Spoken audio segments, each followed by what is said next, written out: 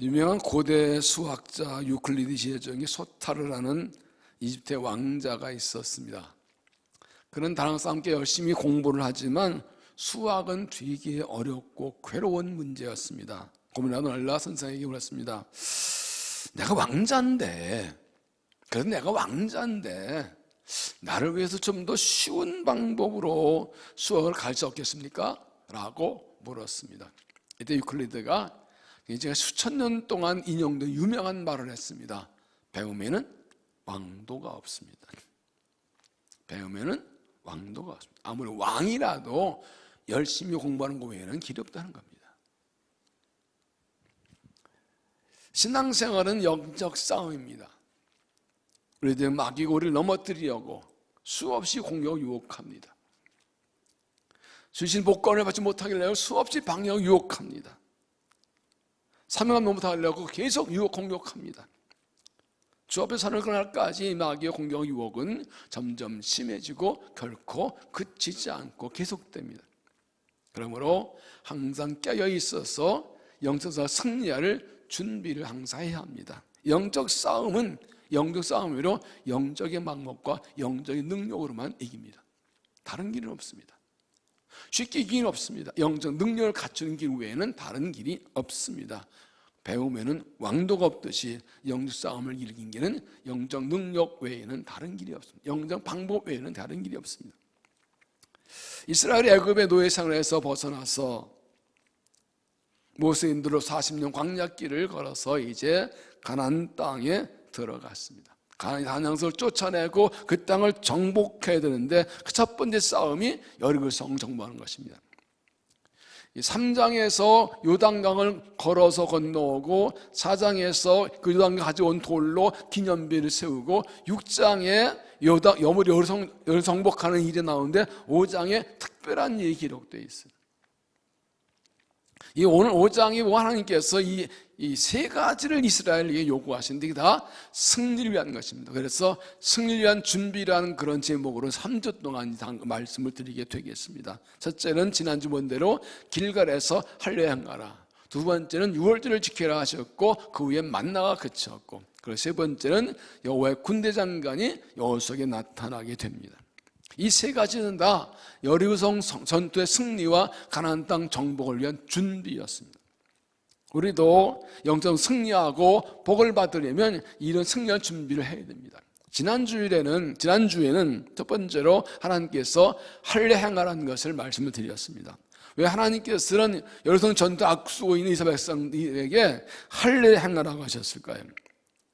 근데 40년 동안 광야 생활하면서 할례 행하면 어떻게 됩니다? 할례는 무엇입니까? 할례는 하나님 백성이란 표시지요. 하나님께서 그 땅을 주실 것인데 하나님 백성의 표시가 없습니다. 그들의 부모 세대는 할례를 받고 나왔지만 40년 할례 받지 못하고 부모 세대 주고 다음 세대인데 그들은 광야에서 할례하지 못했습니다. 하나님 백성의 표시가 있어야 하나님 은혜 주시는데 그거 없기 때문에 이제 할례를 받으러 가신 거죠. 이 할례는 오늘의 세례와 같다고 말씀드렸습니다. 세례는 예수를 구주로 고백하고 믿는 사람에게 주는 것입니다. 하나님의 자녀의 표지로 드는 것입니다. 하나님에 들어가려면 이 세례가 있어야 됐습니다. 다시 말하면 하나님 영적으로 승리하고 하나님 복을 받으려면 이 하나님 나의 아버지 예수가 나의 구원 신앙 고백과 구원의 확신 분명히 있어야 된다는 것입니다. 이 예수 믿는 믿음으로 영적 싸움에 승리합니다. 요한일서 5장 4절에 무릇 하나님께로 난 자마다 세상 이기느니라 세상 이르는 승리 이것이니 우리의 믿음이라 예수께서 하나님의 아들이신 믿는 자가 아니면 세상 이기는 자가 누구냐. 예수가 하나님을 믿는 그 믿음으로 세상이 이긴다. 내 힘으로는 못 이겨. 하나님 마귀가 달려들어올 때 좋을 때 예수 그리스도 믿는 그 믿음 십자가 버리는 능력 그 믿음으로 세상을 이기는 거라. 그래서 할례를 받으라 세례를 확인하는 것이죠. 하나님께서 할례를 받은 이스라엘 백성이 이렇게 말씀하십니다. 내가 오늘 애굽의 수치를 너희 떠나가겠다. 길갈이 굴러갔다는 뜻인데 굳이 길갈이라는 그 장소에서 할례하게 하신 것은 애굽의 부끄럽고 쓰는 삶이 이제 지나갔다. 내가 애굽 수치를 벗겨 주었다. 이런 뜻인데, 그러므로 이제 애굽에 나와 40년 전에 한당 돌아서 이제 애굽의 삶은 잊어버리라, 애굽의 삶은 벗어나라, 옛 생활을 벗어버리고 새로운 삶을 살아가는 그런 요구이시죠. 저는 십자가를 구원받았으면 옛생활을 끊고 돌아서고 옛생활을 벗어나야 승리의 능력을 가질 수가 있는 것입니다. 오늘 두 번째로 가나안 땅에 들어가서 유월 지킨 것, 그 외에 만나가 그친 것에 대해서 말씀을 드리려고 합니다. 오늘 말씀은 가나안 땅에 들어가서 어떻게 살 것인가, 구원받은 백성들은 어떻게 살 것인가를 말씀하는 것입니다. 여리성 정복 가나안 땅 정복하려면 어떻게 살 건가, 영적 싸움 승리는 어떻게 할 것인가 말씀합니다. 그래서 두 가지입니다. 영적 승리는 어떻게 할 것인가, 가나안 백성 어떻게 살 것인가. 첫째는 유월절을 지키라. 유월절을 지키라. 10절, 또 이스라엘 자손들이 길갈에 진쳤고 그 달 14일 저녁에는 여리고 평지에서 유월절을 지켰으며, 이스라엘은 길갈에 할례하고 그 다음에 유월절을 지켰습니다. 이 가나안 땅 도로 첫 번째입니다. 애굽에서 나온 직후에 시내에서 유월절을 지켰고, 시내에서 1년 동안 있으면서 이 율법을 받고 1년 후에 이름을 지키고, 그리고 40년 뒤라 이제 세 번째 지킵니다. 6월절 어떤 날입니까? 하나님께서 이스라엘을 구원하신 날입니다. 모세를 보내셔서 애굽 왕 바로에게 내뱉어서 뭐라 하자 듣지 않습니다. 9가지 재앙을 해도 붙지 않다. 마지막 10번째 재앙으로 하나님께서 애굽의 모든 마다들과 모든 짐승의 첫 새끼를 죽이는 재앙을 내리시죠. 이때 하나님께서 이스라엘 백성들은 문지방에 어린 양의 피를 발라하고 그 피를 보고 재앙의 전서가 넘어가서 건널류 너물월 유월절, 영어로 패스오버, 지나갔다는 뜻입니다. 이 유월절은 이스라엘 구원의 날입니다. 하나님은 그들이 가나안 땅 들은 대대로 유월절 지키라고 말씀하셨습니다. 출애굽기 22장 24절에 너희는 이 일을 규례로 삼아 너희와 너희 자손 영원히 지킬 것이니 너희는 여호와께서 허락하신 대로 너희에게 주신 땅에 이를 때 이 예식을 지킬 것이라. 유월절은 이스라엘 절 중에 가장 중요한 절기입니다. 매년 꼭 지킵니다. 애굽의 노예에서 벗어나서 가나안 땅 들어와서 하나님의 뜻 복음을 살 때 하나님의 구원받은 이 애굽의 구원을 잊지 않으려고 매년 유월절을 지키게 하신 것입니다. 유월절은 무엇과 같을까요?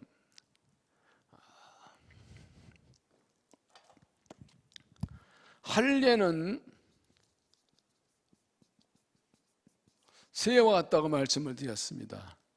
유월절은 뭐와 같을까요? 이것은 지금의 성만찬과 같습니다. 의미가 그렇다는 것입니다. 유월절은 구원을 기억하고 감사하는 절기입니다.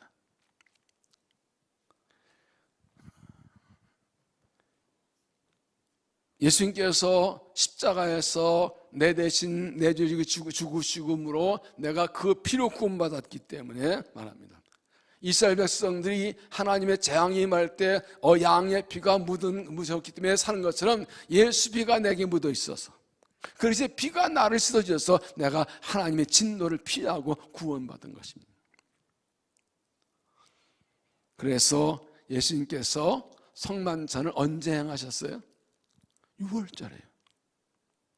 십자가 지기 전날 밤이 그날이 바로 6월절이었습니다. 그래서 제자들에게 6월절 만찬 먹을 집을 알아보라 하고 하셨고, 동네 들어가니까 어떤 사람이 이거 만찬 준비해. 6월절 만찬은 가장 큰 잔치입니다. 이때 떡과 포도주를 먹으면서 그래서 성찬 제정하였습니다. 이것은 너를 준 내 몸이다. 너를 위한 내 언약의 피다. 내가 너를 위해 내 몸 버렸고 너를 위해 내 피를 흘려 너를 구원하는 것이다. 그래서 우리가 성찬을 지키는 것이 굉장히 중요합니다. 일반적으로 성찬식을 1년에 몇 번 하나요? 우리에게 몇 번 하나요? 우리에게는 6번, 7번 합니다. 대부분 교회도 1년에 한 2번 정도 합니다. 그러나 장로교 개혁교의 전통은 최소한 1년에 4번 아니면 매달 1번씩 하도록 되어 있습니다. 그럼 성만찬이 굉장히 중요합니다. 그래서 저는 성찬식 있는 주일에 빠지는 건 참 이상하다고 생각해요. 그땐 기어서라도 나와서 성찬을 받아야 되는 거예요. 열일 자치고 나와서 여행 가도 그 성찬주의를 꼭 와 성찬을 받아야 돼요. 그게 내 신앙을 고백하고 그 십자가 은혜를 감사하는 절기거든요. 내 신앙 고백하고 확인하는 절기거든요. 성찬이 얼마나 중요한지. 이 이스라엘 역사를 보면 그래서 하나님을 불조하지 않고 우상 숭배하고 할 때는 이제 유월절을 안 지켜요. 우상도 유월절 안 지켜요. 그러다 이제 믿음 좋은 왕이 서면 이제 유월절을 지키면 그때 백성 기뻐하는 축복하신 걸 봐요. 신앙의 타락은 구원의 은혜를 잊어버리는 거예요. 신앙의 사랑은 구원에 감사하는 거예요. 이 성찬을 받는 게 얼마나 중요합니다. 예수님께서 십자가에서 유월절 어린 양으로 죽으셔서 그 피로 구원받은 것입니다. 하나님께서 이스라엘 백성들에게 대대로 유월절 기라는 것은 대대로 구원을 잊지 말고 이 구원의 은혜를 대대로 이어지게 하라는 것이죠. 이것이 가나안 땅의 신앙입니다. 유월절을 지키고 십자가의 은혜를 감사하는 이 믿음이 있어야 세상과 싸워 이기고 죄와 싸워 이기고 축복의 약속의 축복을 받게 된다는 것입니다. 죄 때문에 멸망받을 죄인이 어린 양 예수의 십자가의 피로 구원받은 걸 기억하고 유월절 지키듯이 성찬을 지키고 매일 성찬을 받듯이 구원의 감격으로 주님을 붙들고 달려가서 승리한 믿음이 되시기를 주의 이름으로 축원합니다. 두 번째, 만나는 그쳤다.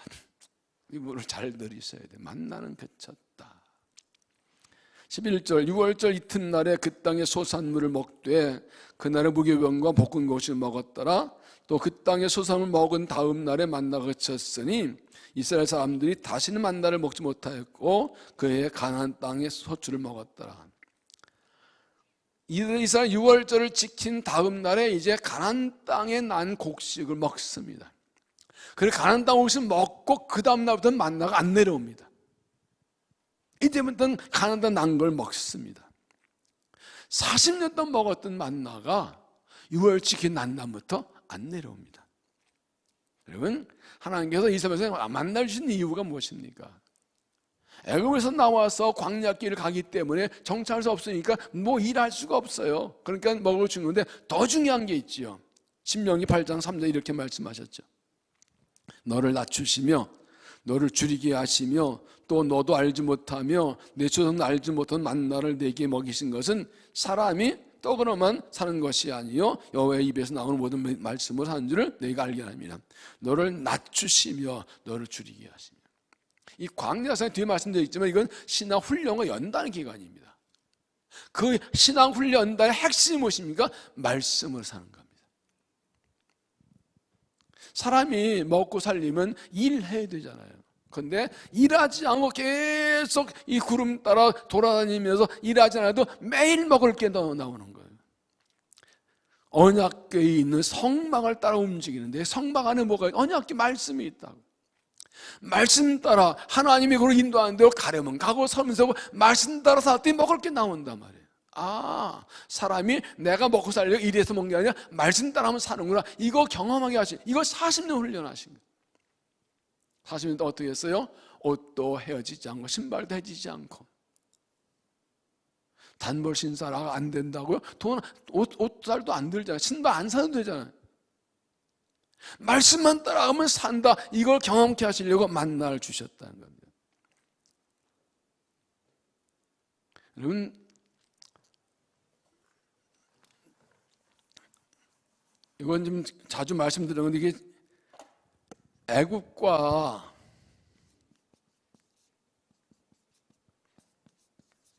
광야와 이걸 좀 비교할 필요가 있습니다. 애굽의 생활은 구원받기 이전의 삶이에요. 불신자의 삶이에요. 지금 예수님께서 이제 애굽 생활하고 있는 거예요. 이때는 종살이입니다. 종살이. 노예 생활했잖아요. 노예 생활. 애굽에 물려서 열심히 해봤자 먹는 게 별로 없어. 내 거 아니다. 헛수고요. 그리고 이제 광야 생활은 구원받은 사람에서 구원의 삶입니다. 그런데 이 구원의 삶은 훈련과 연단의 삶이에요. 물론 이때는 은혜의 삶입니다. 왜요? 일 안 해도 먹고 살아요. 만나 내려오지, 산도에 생수 나오지, 고기 나오지.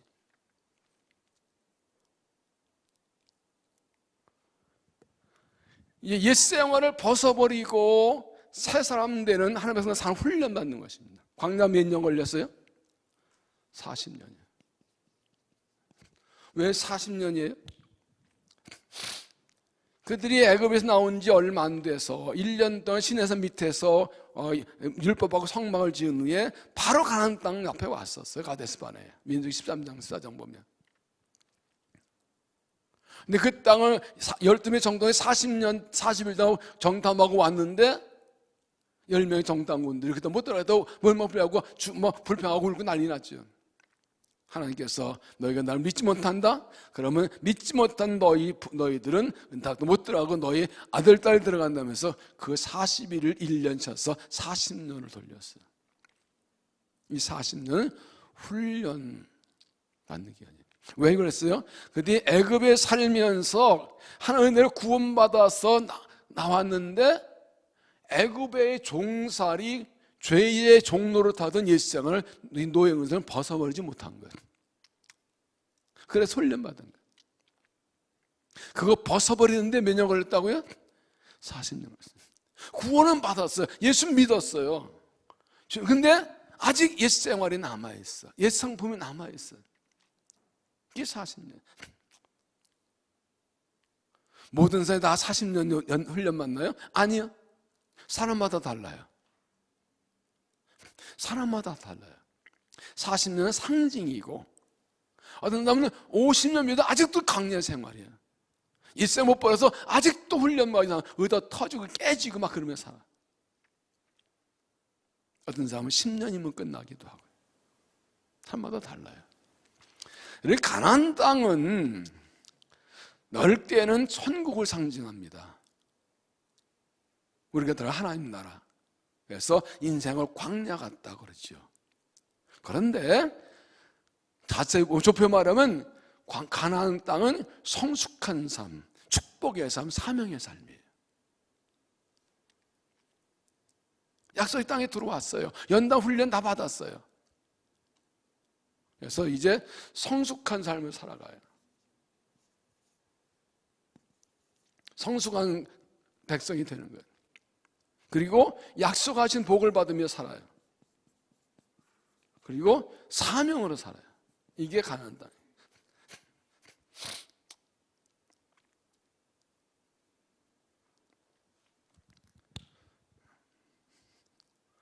그래서 오늘 여기 이제 말씀드린 애굽에서 광야가 나올 때 뭐가 있었어요? 홍해가 있었죠.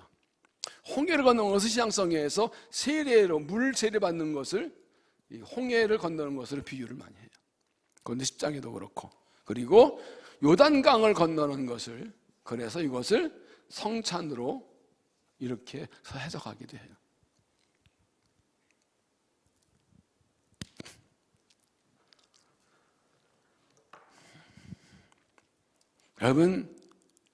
여러분 지금 광야에 있습니까? 가나안 땅에 있습니까?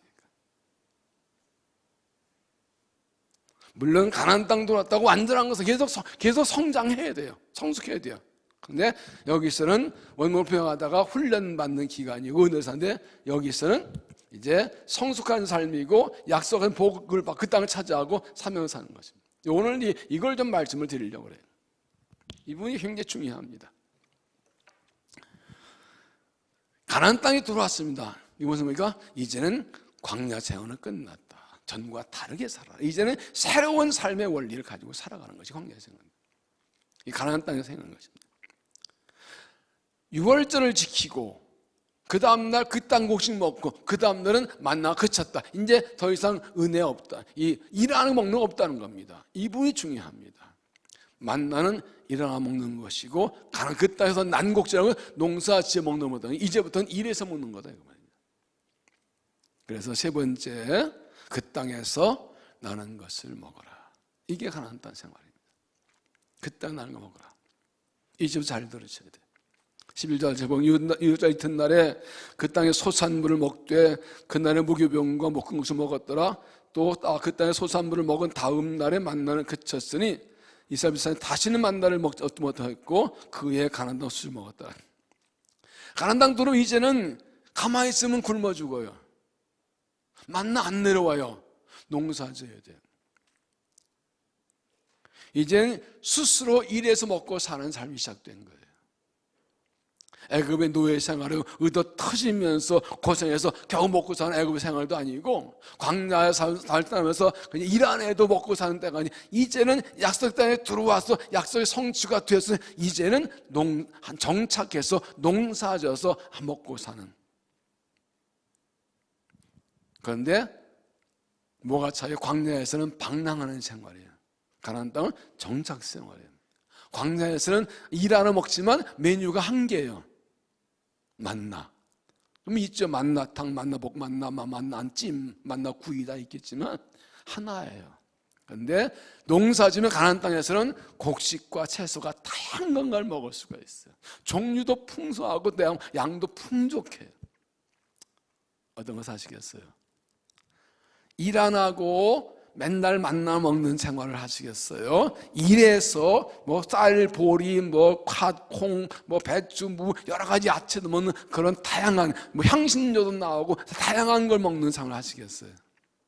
어떤 게 좋아요? 일 안 하는 게 좋다고요? 먹고 노는 게 좋다고요? 그러니까 구원받은 삶의 최고의 가장 좋은 신앙은 일해서 먹고 사는 겁니다. 주를 위해 일하고 약속의 복을 받는 거예요. 이게 하나님의 약속이고요. 땅에서 나누어 먹는 하나님의 약속인 거예요.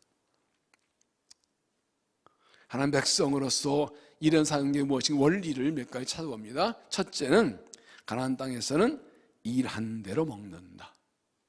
일한 대로 먹는다.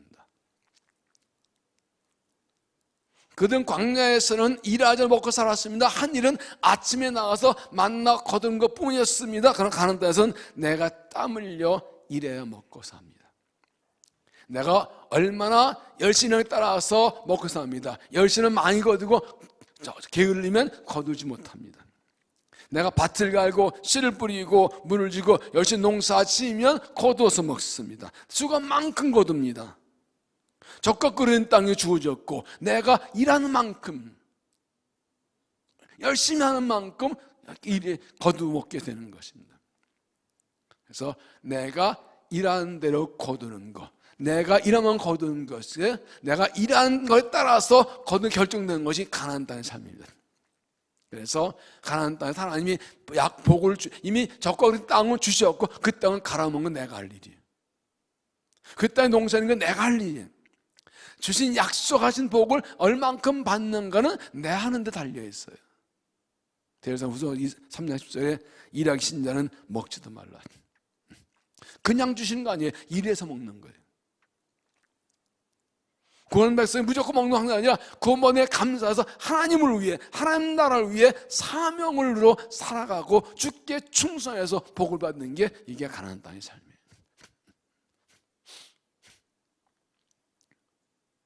다시 말씀드릴게요. 아무것도 안 하고 거친 광야에서 뱅뱅 방랑하면서 그러나 일하지 않고 만나 먹고 사는 게 좋아요. 정착해서 땅을 받아서 내가 열심히 농사지어서 뭐 버도 보리도 팥도 그리고 배추도 무도 야채도 다양한 거 땀 흘려 먹고 사는 게 많은 거 걷어 먹고 사는 게 좋아요. 일한 대로 먹도록 하나님이 땅을 주셨다.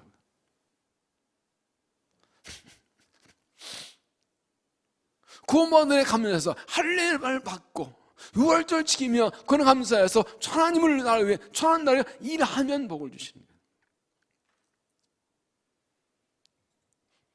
하나님 주신 복은 세 가지가 있어요.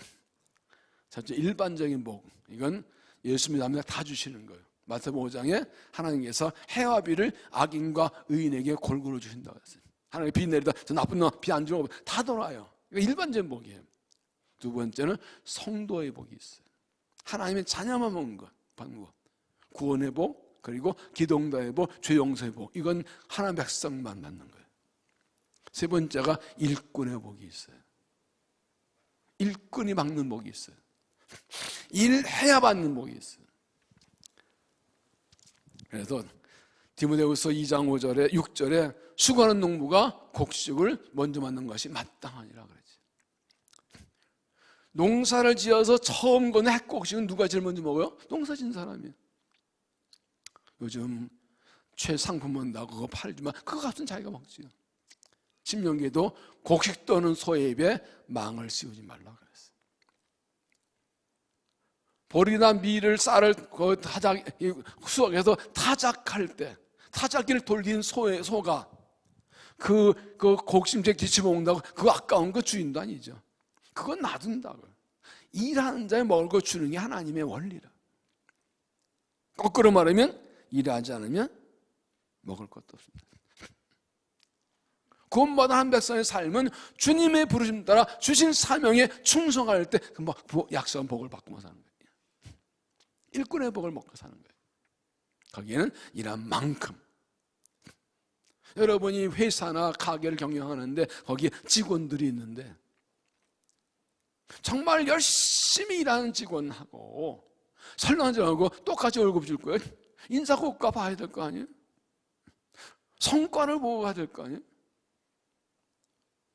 정확하게 출근 퇴근하고 열심히 일하는 직원하고 설렁 가끔 지각하고 소퇴하고 더 결근하고 대충 하는 거 똑같이 줄 거예요, 월급을? 아니잖아요. 이건 하나님 원리예요. 일한 만큼은 하나님 원리예요. 구원받은 그러나 다른 것은 뭐냐? 구원받은 은혜에 감사해서 나를 주일 걸 세우신 감사해서 힘을 다해 주를 위해 충성. 주님 나가 살기 위해서 주를 위해 충성하는 거죠. 내가 먹고 살기 위해서 주를 위해 충성하면 주께서 필요한 것 은혜를 주시는 거죠. 이게 신앙이에요. 가나안 땅을 주셨어도 내가 열심히 일하지 않으면 아무것도 거둘 수 없듯이 하나님을 위해 약속을 주셔서 내가 일하지 않으면 그런 것이 없습니다. 구원에 감사해 부르시면 감사해서 힘을 다 열심히 해서 약속 복을 마음껏 받아 누리는 믿음 되시기를 바랍니다. 두 번째는 가나안에서는 심는 대로 거둔다. 가나안에서는 심는 대로 거둔다. 가라도 6장 7절 사람이 스스로 속이지 말라. 하나님은 업신여김을 받지 아니하시나니 사람이 무엇을 심든지 그대로 거두리라. 하나님은 정확한 원리대로 일하신다고요.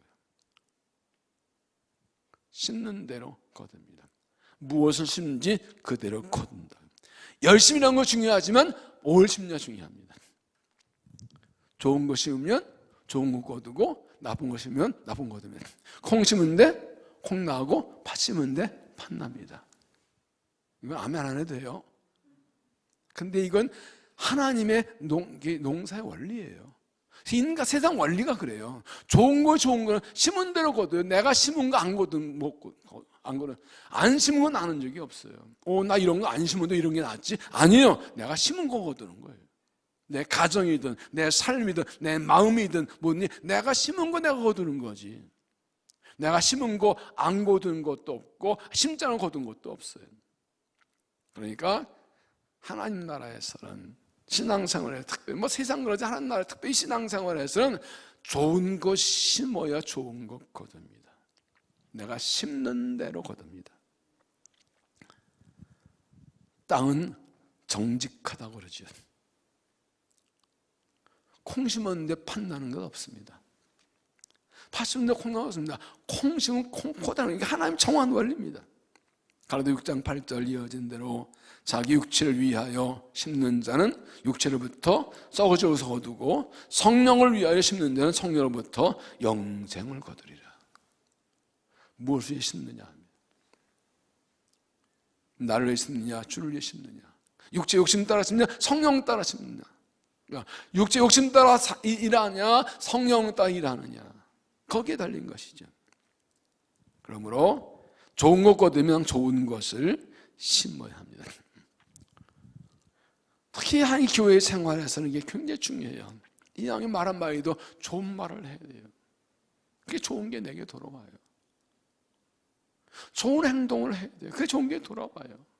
기도를 심으면 기도가 돌아와요. 섬김을 심으면 섬김이 돌아와요. 사랑을 심으면 사랑이 돌아와요.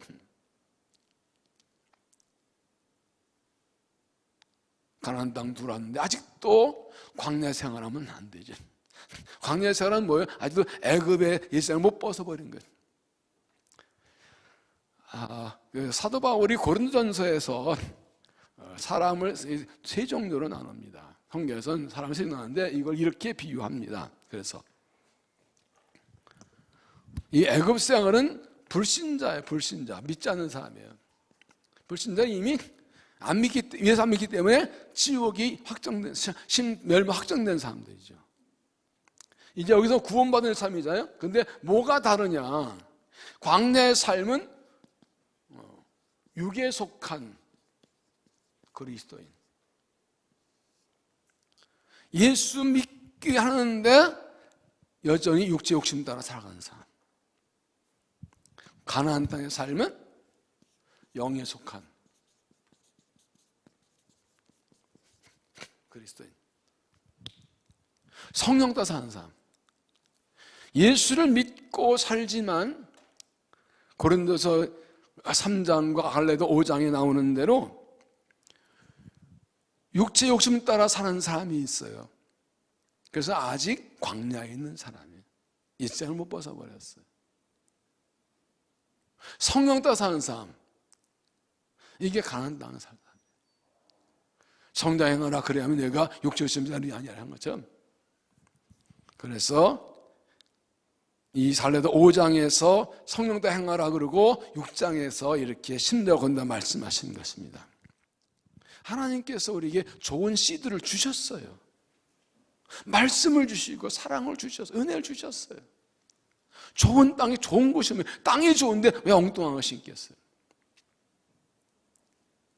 하나님 우리에게 좋은 땅을 주시고 좋은 씨를 뿌려서 좋은 거 거두라고 하십니다. 우리가 거룩한 하나님 백성 공동체이고 하나님 교회이고 하나님 나라 백성도 있는 우리가 이 좋은 땅에서 좋은 것이 뭐 좋은 거 거둬야죠. 사탄은 우리에게 자꾸 나쁜 것이 뭐 나쁜 씨를 자꾸 뿌려주는 이것 심으라고 이것 심으라고 거기 넘어가서 나쁜 것 심어가지고 주님 하나님의 교회 한 백성은 하나님 땅 들어왔는데 이상한 것 심어가지고 이상한 거 거두면 그건 내 책임이지 뭐. 여기 넘어가는 거죠. 내 심령에도 좋은 것을 심고 우리의 관계와 만남에서도 우리의 가정에도 좋은 것 심어서 좋은 것을 거두시기 바랍니다.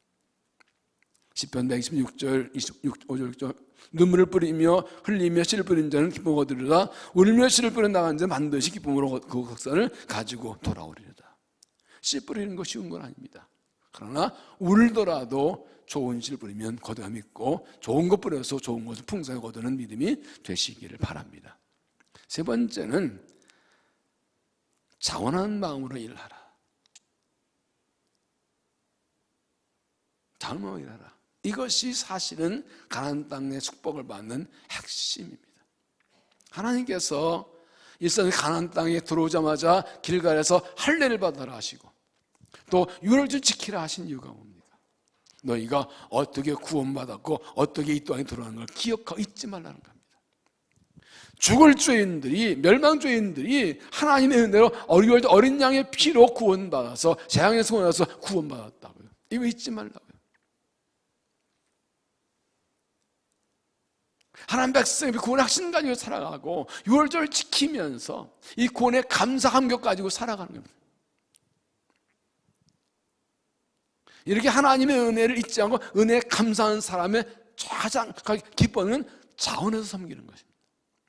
충성과 사명은 자원하는 거예요. 믿음이 어릴 때는 시키는 대로 해서 훈련을 받지만 신앙의 최고는 자원해서 하는 거예요. 누가 하라고 시키지 않아도 명령하도 주님의 뜻이면 그냥 하는 거예요. 주님이 내가 주 사랑 감사해서 주를 헌신하는 거예요. 힘들어도 어려워도 내가 구원받으려고 하면 죽을 죄인이 살았는데 얼마나 주의 지옥 가서 천국 가게 되었는데 얼마나 감사하냐고. 그러니까 사랑으로 주의 은혜를 산다 얼마나 감사하냐고. 내가 먹고 살기에, 내가 잘 되게 살, 그러니까 신앙생활은 내가 복 받기 위해서 하는 거 아니에요. 이미 우리는 복을 받았어요.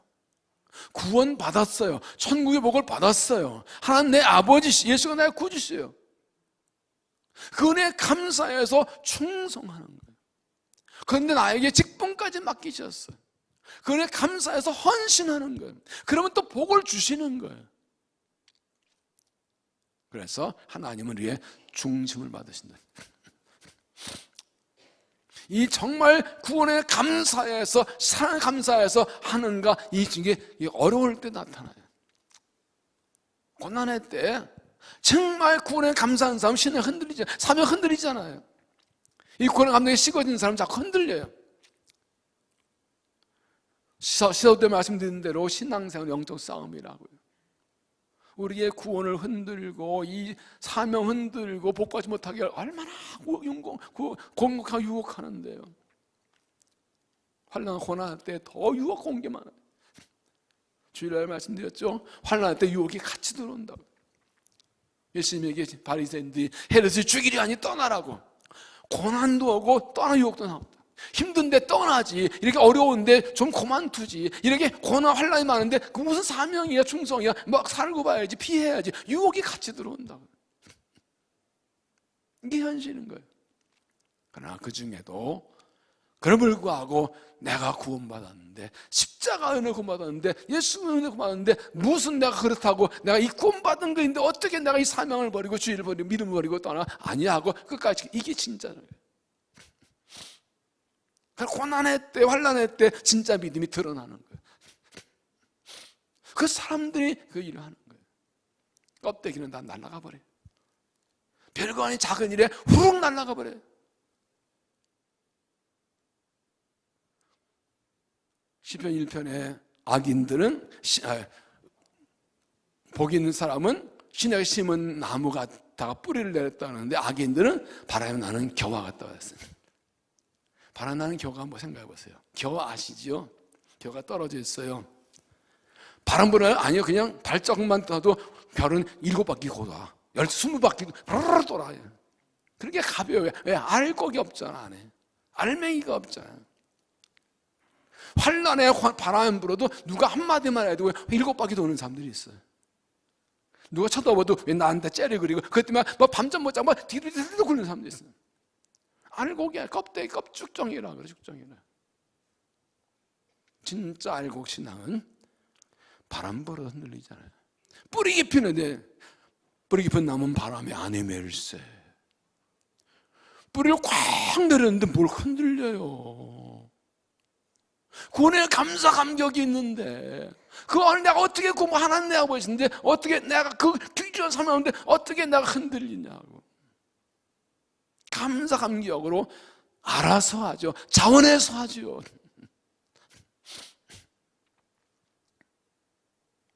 누가 뭐라 그래서 하면 그거 참 웃기잖아요. 그것도 자존심 상하잖아. 뭐 하라고 내가 안 한다고 뭐라 하는 거 그것도 이상하잖아. 하나님께 구원 부분 받았는데 감사하면 감사해요. 신앙의 최고는 자원하는 신앙이에요. 내가 복 받기 위해서 하는 것은 그건 기복신앙이에요. 복을 주시는데 주를 위해 일해서 받느냐, 복 받기 위해서 하느냐, 그 하늘과 땅의 차이예요. 전혀 달라요.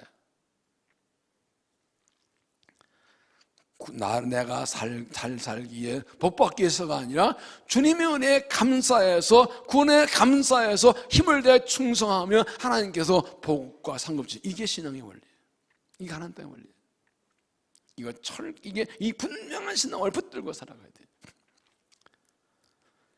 시편 50편 12절을 보면 다윗의 기도지요. 주 위의 구원의 즐거움을 회복시켜 주시고 자원한 심령을 주셔서 나를 붙드소서. 이것은 다윗이 우리 안에 밧세바를 범한 죄를 지었을 때 나단 선지자를 통해 하나님 책망하실 때 회개할 때 하는 기도입니다. 나에게 정결한 마음을 주시고 주의 성령 거두지 마시고 주의 전에 날 쫓아내지 마시고 자나시면 주옵소서. 정결한 마음 주의 전 쫓아내지 마시고 성령을 거두지 마시고 자원하면 이게 왜 나올까요? 이게 핵심이에요. 다윗이 보니까 자원하면 심령이 사라지니까 죄를 지었더라고요. 다윗이 어떻게 왕이 됐어요? 시골 목동이잖아요. 별거 없는 막내. 사무엘이 왕을 새로 왔을 때 아버지가 막내 너가 양치고 하고 아주 뭐 찌질이 사람 집안은 그런 다윗이 하나의 은혜로 왕이 됐잖아요. 그 감사 감격으로 살았다고요. 출애굽에 성전 짓겠다고 막 그러고 막 나 같은 게 어떻게 하냐고 감사. 그런데 어느 순간 이 하나의 은혜 선택에 감사한 마음이 사라지니까 자원한 심령이 식어진 거예요. 그러니까 이제 정욕에 끌려 죄를 지게 되는 거예요. 다윗은 알았어요. 자원한 심령이 식어지면 죄에 빠진다는 거예요. 이거 지키는 게 얼마나 중요한지 몰라요.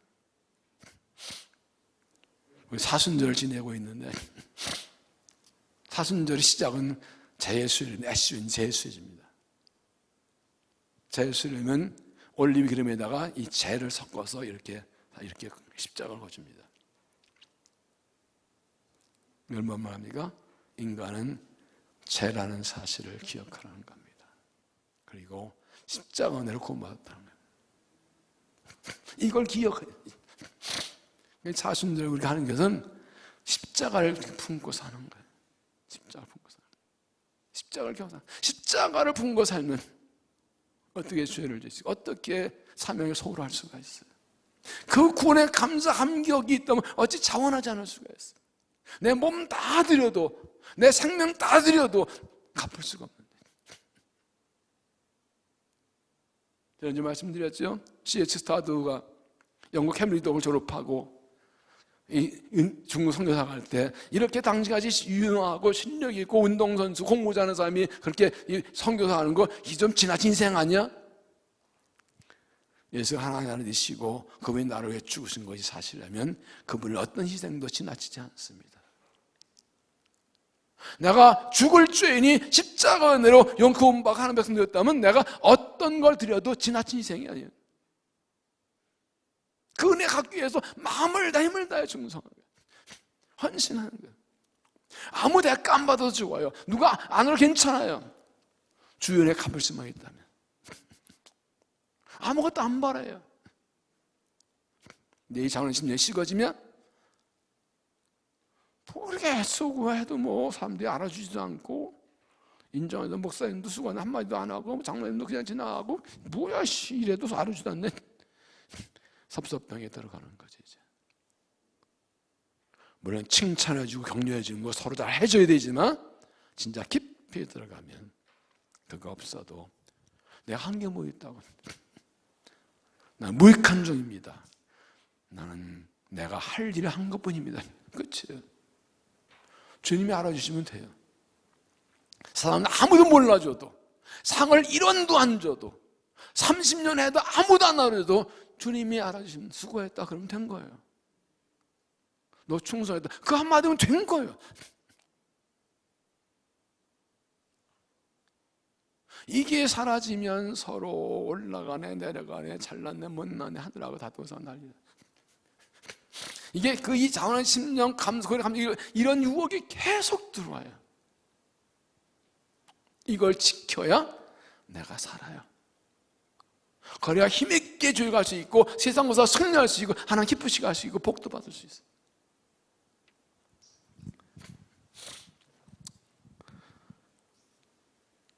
베드로전서 5장 2절에 보면 너희 중에 있는 하나님 양무리를 치되 억지로 하지 말고 하나님의 뜻을 따라 자원함으로 하며 더러 이들게 하지 말고 기꺼이 하라. 하나님이 일할 때 억지로 하지 말고 자원해서 하고 더러 이거를 하지 말고 그냥 기꺼이 하라는 거예요. 아무것도 바라지 말고 하라는 거예요. 누가 아래서 하는 것이 아니라 누구 경쟁하는 것이 아니라 내가 그 은혜 감사에 열심히 내는 겁니다. 어떻게 자원한 마음으로 섬길 수 있을까? 요한계시록 2장 4절에 보면 이렇게 말씀하죠. 그러나 너를 책망할 것이 있나니 너의 처음 사랑을 버렸느니라. 에베소 교회는 칭찬과 책망을 다 받았어요. 에베소 교회는 이다에 들어온 걸 악착같이 막 찾아내고 쫓아내서 영적 싸움을 승리한 교회인데 그 과정에 사랑을 잊어버렸어요. 그러므로 어디서 떠는 생각하고 회개와 처명을 가지라. 만약 그리하지 아니하고 회개하지 않으면 내가 내게 가서 내 젖들에게 옮기리라. 처음 사랑, 처음 믿음을 회복하지 않으면 하나님이 떠나시겠다. 신천지가 한창 막 난리를 치고 교회 막 파고, 신천지가 얼마나 대단한지요. 당당하게 찾아와서 목사님 계시냐고 그래가지고 자기네 걸 주고 가요. 이 썩을 거든 팔라가다 말아서. 아주 뻔뻔해요 요즘은 이단들이요. 자기네도 교회래. 가짜 교회인데. 신천지가 막 교회마다 파고 들어올 때 교회가 어떻게 됐을까요? 새 가져오면 환영이 되는데 신천지 아니요? 의심하게 되는 이 에베소 교회가 이단이 막 쳐도 거짓 교도로 이거 뽑아 찾아내 버리다가만 사랑이 식어져 버렸다. 성도의 사랑이 식어지고 주게 된 사랑도 식어져 버린 거야. 첫사랑을 회복해야 됩니다. 사도바울 디모데에게 말하죠. 네가 안수받을 때를 기억하라. 그렇게 말하죠. 내가 처음 구원 받을 때 그 감사가 함께, 세례 받을 때 그 은혜, 목사로, 장로로, 권사로, 안수사로 임직 받았을 때, 내가 하나님 목자로, 교사로 임직 받았을 때 그 감격, 감사, 그 결심. 우리 임직직을 많이 하고 저도 여러 개 임직직에 많이 가보지만 우리 교회 오신 분은 대부분 그래요. 신성교회는 임직직 오면 은혜 받고 간다고 다 팡팡 울어요. 내가 다 기억하고 있어요. 여러분들 연주할 때 얼마 울었는지 내가 다 기억하고 있어요. 뭐 콧물 질질 흘리고 그러더만. 그 시간이 1년, 2년, 5년, 10년 지나면서 20년에서 그 부르심에 대한 감사, 감격 얼만큼 살아요. 목사 안수 받은 지 40년이 돼가. 목사 받을 때 번동제 받았는데 뻥뻥 울었던 기억, 그밖에 없어요. 기억이 없어요. 누가 설교했는지 전혀 기억 안 나는데 1시간 내내 우는 기억만 나요. 근데 이제 신동교에서 와서 사진 찍었는데 찍어 듣고 우는 사진만 많이 찍어서 주더만. 너무 두렵고 떨리고 감사하고 그래가지고 이제는 제가 나이가 들어서 목사 안수도 하고 뭐 권면도 설교도 한다 했지만 지금 목사 안수 때문에 그때 생각 콕콕 나요. 그 초심 잃지 않으려고 애를 써요. 그래야 거기서 자원한 심정이 나오죠. 이게요 제일 위험한 게요 타성해졌는 거예요. 하던 대로 하는데 아무 감동도 하던 대로 이거 큰일 나는 거거든요. 다시 십자가 바라고 십자가 붙들고 다른 교회 이렇게 앞에 스크린 해놓으면은 우리는 이 높아가지고 십자가 다 달아놨잖아요. 십자가 보시라고. 어떻게 십자가를 잊고 살아갈 수 있을까요? 처음 그 부르심에 대한 신앙, 뜨거운 가슴 회복하고 처음 사랑으로 사는 16절 청믿음이 되시기를 바랍니다. 좀 더 파고 들어가면 자원한 이라는 신앙은 사실은 순종하는 신앙입니다. 무슨 말인가 하면 주를 위해 일하고 싶은 마음도 하나님이 주시는 거라고요. 그 마음도 하나님 주신 거라고요. 내가 믿음이 좋아서 내가 잘나서 내가 주를 위하여 이만 생긴 게 아니고 그것도 주님이 주신 거라고요. 하나님 주신 거라고요. 빌립보서 2장 13절입니다. 너희 안에서 행하신 이는 하나님이시니 자기의 기쁘신 뜻을 위하여 너에게 소원을 두고 행하게 하신다니. 하나님 우리 안에 행하고 계신대요. 하나님 뜻을 이루기 위해서 우리 안에 소원을 두신대요. 하나도 행하신 마음을. 세 번 읽으면 공동문역은 여러분 안에 계셔서 여러분에게 당신의 뜻에 맞는 일을 하고자 하는 마음을 일으켜 주시고 그 일을 할 수 있는 힘을 주시는 분은 하나님이십니다. 하나 어떤 일 하실 때 내가 저 사람도 일하겠다 하면 그 사람 마음속에 하나의 뜻을 알려주시고 그 뜻대로 일하는 마음을 하나 일으켜 주신다. 그래서 그 마음을 따라 주를 일하면 그 일을 할 힘도 주신다. 내가 이것 좀, 정말 교회를 위해서 주를 이것 좀 해봐야 되겠어. 그 마음이 막 생겼어요. 가끔 목사님, 이거 하면 어떨까? 그냥, 좋은 생각 해보시라고. 내가 이런 생각을 하니? 라고요? 아니요. 하나님이 나를 통해 그걸 하시려고 내게 그 마음을 주신 거예요. 그 하나님이 나를 통해 내게 그 마음을 주신 게 감사한 거죠. 나 빼놓고 옆 사람 들으면 어떡할 거예요? 그러니까 무슨 말인가 하면 전도해야지, 기도해야지, 봉사해야지, 누굴 좀 도와줘야지, 뭘 이거 해야죠. 주님이 기뻐하시 할 마음이 생겼을 때는 바로 순종해야 된다는 거예요. 그걸 좀 일반적인 말로는 아는 것은 사명이다 그러죠. 하나님 그 많은 상 가운데 나를 통해 하시려고 내게 그 마음을 주셨다고요. 내게 복 주시려고 기도하라 그러셨다. 은혜 주시려고 기도하라 그러셨다. 내게 하나 달려 성경 읽으라 그러죠. 전도 좀 하라 그러고 이것 좀 하라 그러죠.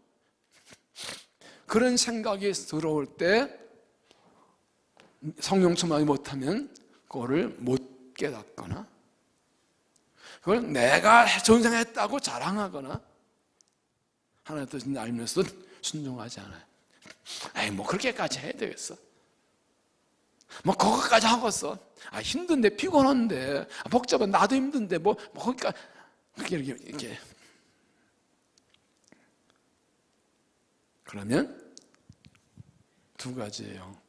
다른 사람에게 맡기시거나 내가 하나님을 깨닫고 순종할 때까지 나를 좀 연단하시거나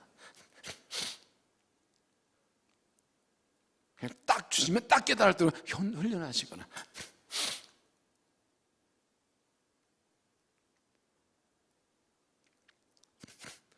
그래서 영적인 감각이 좀 민감할 수 있어야 돼. 이거 하나님이 기뻐하시니야. 하나님이 원하신 일이야. 하나님의 뜻이야 이거는. 나한테 시키신 걸 그러면 바로 할 수 있는.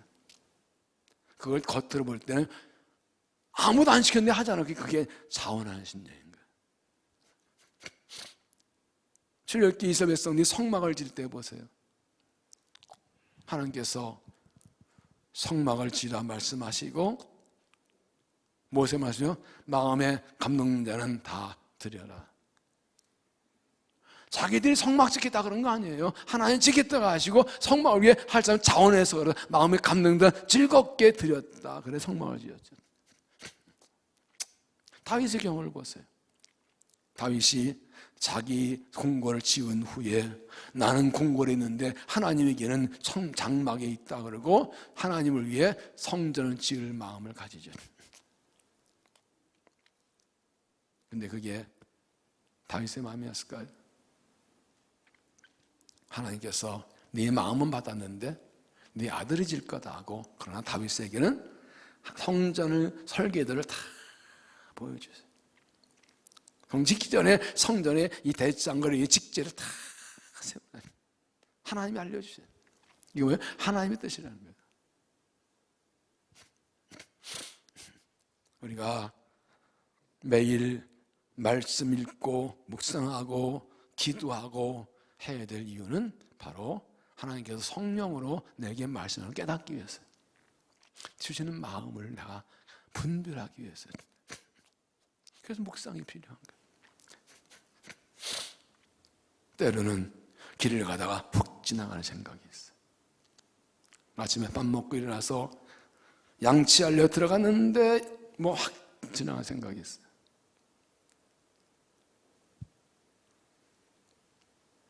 집에서 나와서 버스 타러 가는데 아까 읽었던 말씀이 새벽에 들었던 말씀이 생각나서 이거 그런 거를 놓치잖아요.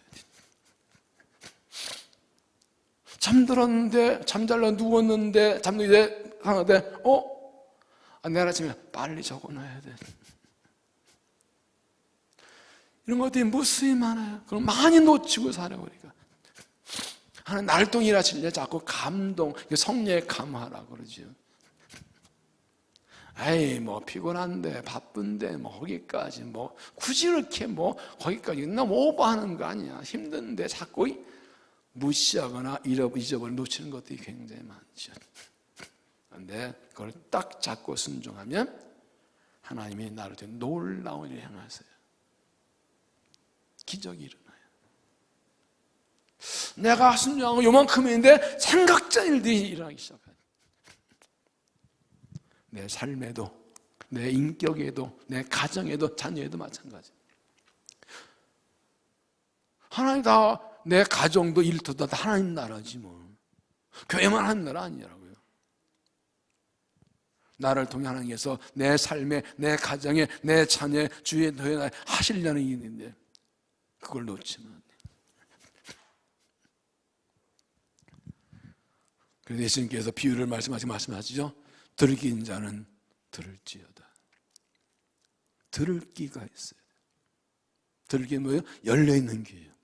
주님 뭐라고 말씀하시나? 주님의 뜻은 뭘까? 주님 뭘 원하실까? 그걸 자꾸 관심 가지고 있어야 그게 분별이 되는 거예요. 그게 주님과 동행하는 거예요.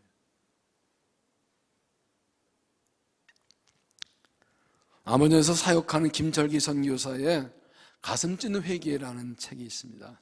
참 그렇게 사역을 많이 하고도 회개했다는 눈물을 흘리면서 읽었어요.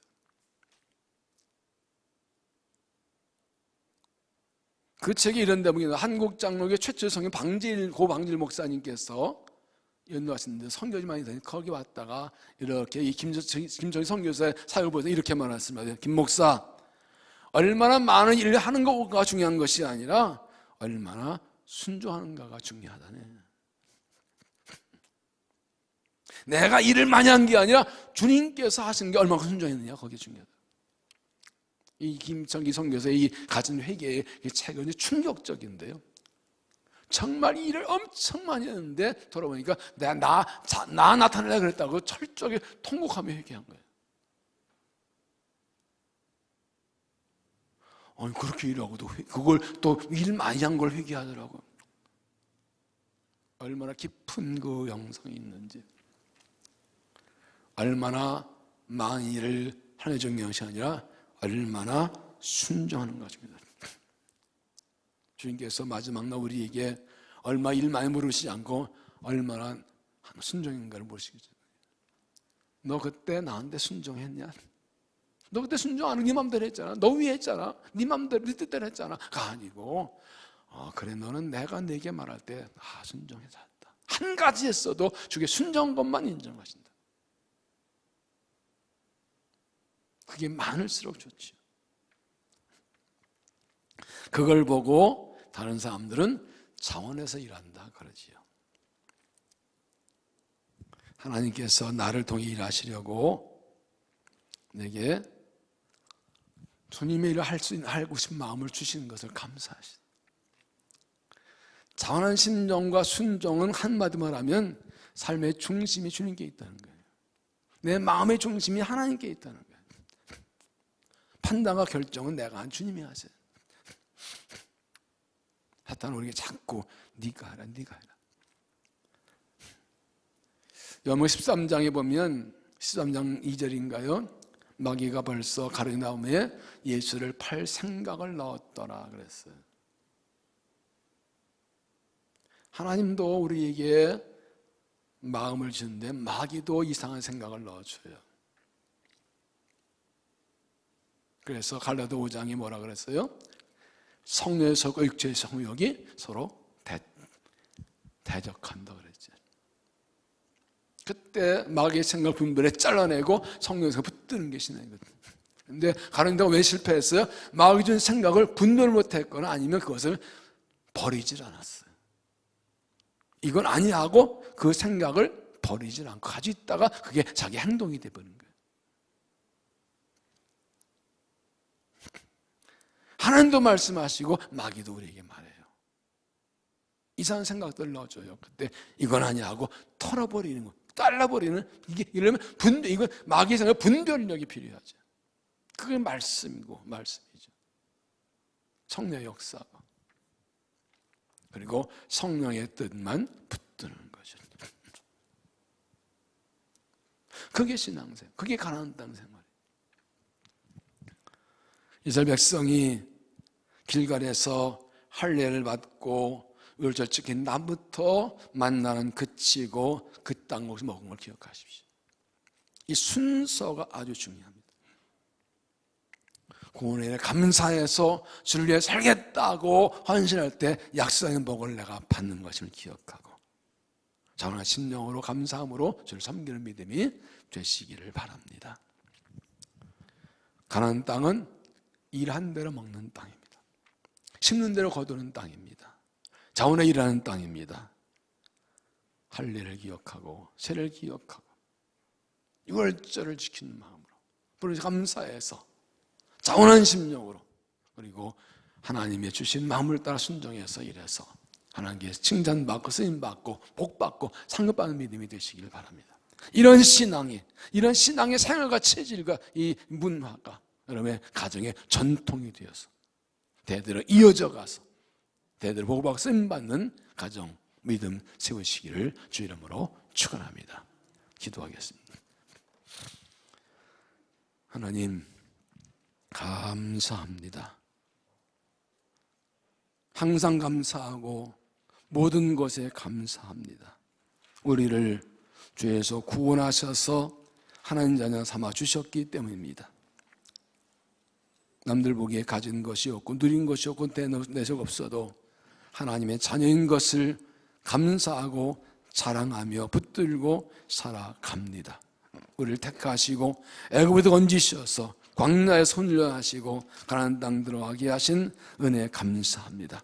약속의 복과 은혜를 주실 줄로 믿습니다.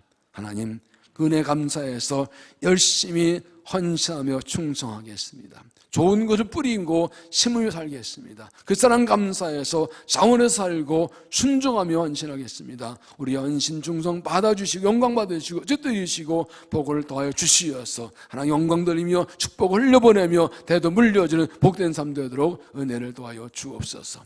이만 말씀을 듣고 찬양 기도할 때 성령 보지 마음이 뜨거워져서 마음의 믿음이 굳건해져서 힘있게 주를 따라가도록 새 은혜를 더하여 주시옵소서. 예수님 이름으로 기도하옵나이다. 아멘.